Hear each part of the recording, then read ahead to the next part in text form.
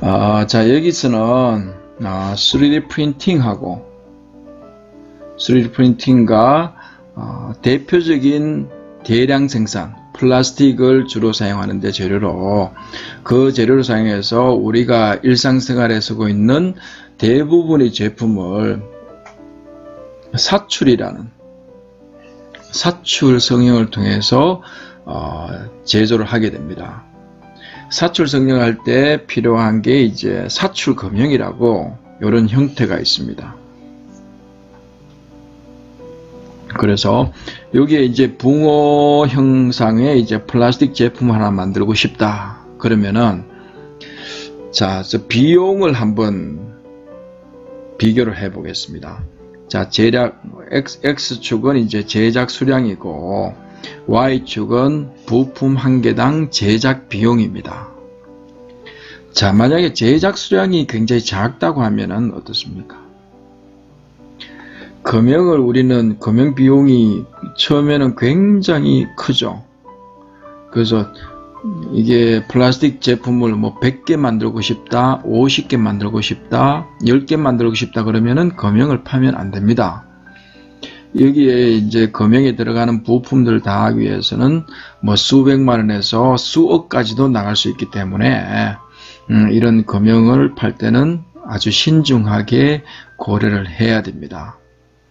자, 소량의 생산일 때는 금형이 3D 프린터가 훨씬 유리합니다. 유리하고 어느 정도 수량이 넘었으면은 금형이 훨씬 유리합니다. 이제 금형은 시간이 갈수록 점점 비용이 줄어들고 3D 프린터는 계속 비용이 일정하게 나오는 걸 볼 수가 있습니다. 대신에 이제 좀 해결해야 될 문제점은 있습니다. 3D 프린팅 같은 경우에는 어떤 FDM 같으면은 적청하기 때문에 이게 표면 조도도 그렇고 SLS라든지 그런 것들이 표면 조도 측면에서의 어떤 후가공이 필요할 수가 있습니다. 제품 품질 측면에서는 아직까지 3D 프린팅의 기술 발전이 많이 필요합니다. 대신에 이제 금형 같은 경우에는 지금까지 많은 시간의 기술의 축적으로 인해서 어떤 제품의 품질이 굉장히 많이 어떤 정점에 이르렀다고 볼 수도 있습니다.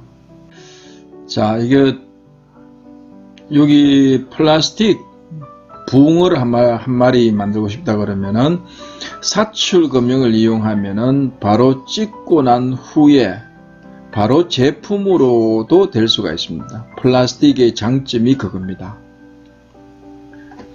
예를 들어서 금속으로 된 철판이라든지 그걸 사용했을 때는 바로 이렇게 제품을 하기에는 표면 조도라든지 외관이 그렇게 좋지가 않습니다. 예를 들어서 여러분들이 어떤 스테인리스 밥솥을 만든다 했을 때 밥솥 만드는 거는 뭐 드로잉도 하고 한 후에 외관을 그대로 사용하면은 아마 소비자들이 굉장히 싫어할 겁니다. 그걸 폴리싱을 하고 여러 가지 후공정을 거쳐 갖고 여러분들이 보는 아주 반짝반짝 빛나는 것들을 만들 수 있고, 근데 플라스틱 같은 경우에는 금형을 아주 유리같이 투명하게 만들면은 아주 표면 조도가 좋게 만들면은 그대로 표면 제품을 만들 수 있는 장점이 있어서 사출 금형을 많이 사용하고 있습니다. 그 다음에 우리 3D 디지털 데이터를 이용해서 레이어로 적층 제조하는 방법을 직접 디지털 제조라고 DDM이라고 이야기를 합니다. Direct Digital Manufacturing이라고 이렇게 이야기를 합니다. 자, 우리 3D 프린팅도 전부 다 이게 레이어로 적층 제조를 하기 때문에 DDM에 속합니다. 그러면은 DDM의 장점을 우선 한번 보겠습니다. 여러분들도 3D 프린팅에 대해서 잘 아시다시피 장점을 이렇게 간단하게 설명을 드리면은 신속한 전개가 가능하다. 이는 CAD 데이터가 완료되는 시점에 바로 제작에 들어갈 수가 있습니다. 기존 제조 공정을 활용하면은 여러 과정을 거쳐야 됩니다. 또 제조 공정상에 여러 장비를 거치다 보면은 어떤 제조 관련 설계도 해야 되고 공정 설계도 뒤따라야 됩니다. 비용과 시간이 많이 걸리는데 이것은 3D 모델만 있으면 바로 3D 프린터에 걸어서 바로 제품을 생산할 수가 있습니다. 그 다음 저비용, 툴링에 소요되는 비용을 제거할 수 있다. 그거는 뭐냐면은 툴링이라면은 아까 금형을 만드는데 어떤 머신링 센터라든지 방전이라든지 드릴링이라든지 건드릴 뭐 어마어마한 장비들이 많이 들어갑니다.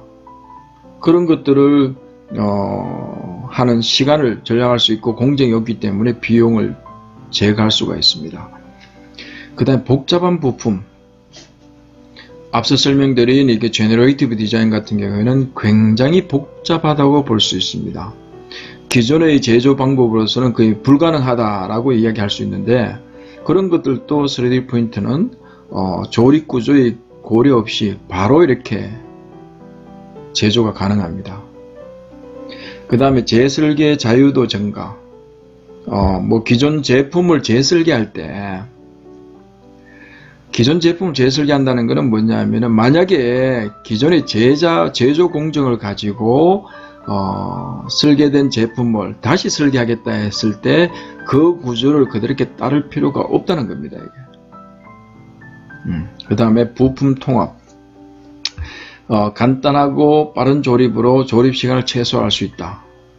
예를 들어서 비행기 엔진, 항공기 엔진 같은 경우에는 부품이 600 몇 개가 있는 걸 60 몇 개로 줄였습니다.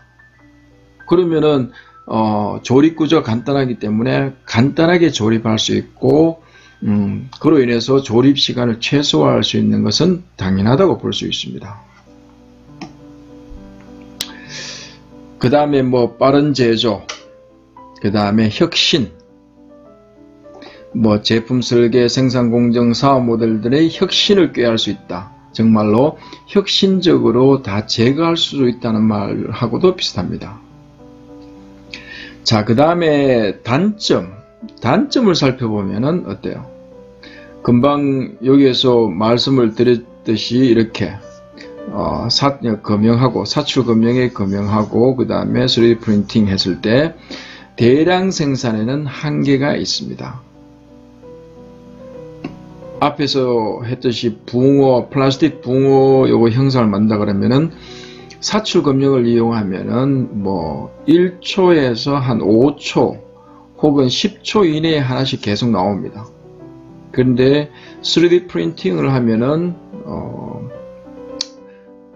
4시간 걸릴 수도 있고 1시간 걸릴 수도 있고 그 다음에 안쪽의 부분에 따라서 10시간 될 수도 있고 그렇게 해서 기존의 금형을 사용한 것보다 훨씬 많은 시간이 걸립니다. 그래서 대량 생산의 한계가 있을 수 있습니다. 그 다음에 제품 품질의 저하.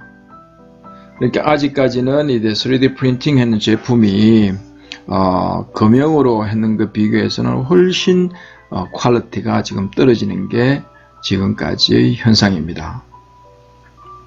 그 다음 재료 한계. 자, 기존 대량 생산에 비해 재료의 종류가 한정적이고 재료 물성 측면에서도 다 떨어진다. 이게 어찌 보면 큰 문제가 될 수도 있습니다.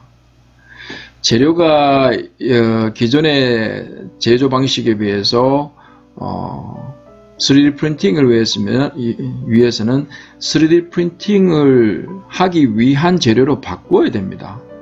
예를 들어서 어떤 SLS 레이저로 선택적으로 신트링 하는 건데 신트링은 굽는다 소리입니다. 불로 굽는. 그러면은 파우더를 만드는 기술이 필요하고 그 파우더 만드는 기술이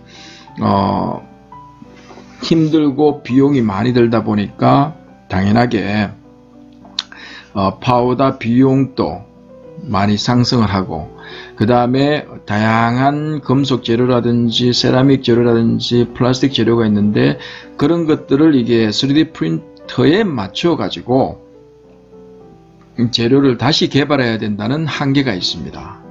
그래서 재료의 종류가 한정적이다 라고 말씀을 드릴 수가 있고, 그 다음에 재료 물성 측면에서도 지금 기존의 재료는 수십 년간 켜켜이 쌓인 기술로 인해서 물성 측면에서 굉장히 안정되었다고 볼 수가 있습니다.